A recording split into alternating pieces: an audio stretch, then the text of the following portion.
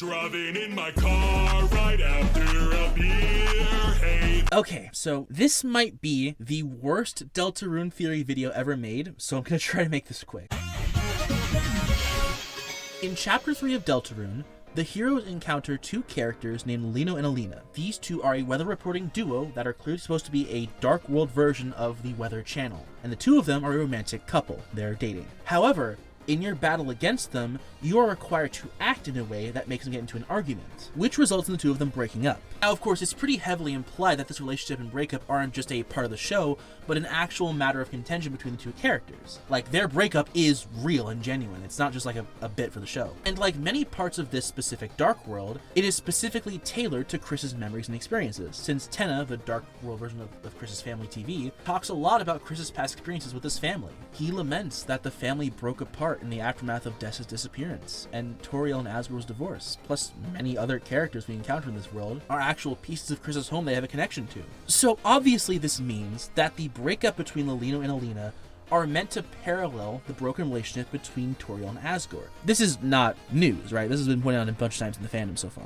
What hasn't been pointed out, however, is how the relationship between Lino and Alina actually ends up developing. So in the second game of the Dark World of Chapter 3, Chris and the rest of the gang are tasked with bringing two true lovers together at the top edge of the map in order to create a rainbow bridge that leads to the next area they need to go to. However, the two lovebirds, of course, have already broken up by now, and both of them are quite upset about this, so when they meet again, things are a bit tense at first. But then, the unthinkable happens. Yep, that's right, the Rizzler himself, Rule's card, swoops up both of them, and the three enter a polyamorous relationship. This is, of course, very funny. Now, this relationship is seemingly played off as a joke, and that's because it is. But it's an ongoing thing that happens throughout the entirety of the Chapter 3. The running gag is basically that both Lino and Alina believe that the other one is only willing to get back in a relationship because of the fact that they're dating Rule's card. And the best part about this is that it's not just a total case of Rule's trying to, step into this relationship, but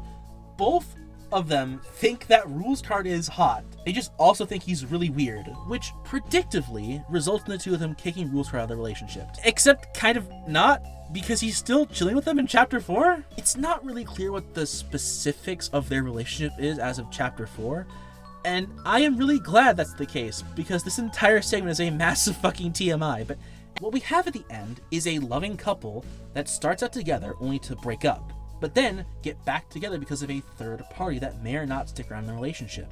Wait, aren't these two supposed to be an allegory for Asgore and Toriel?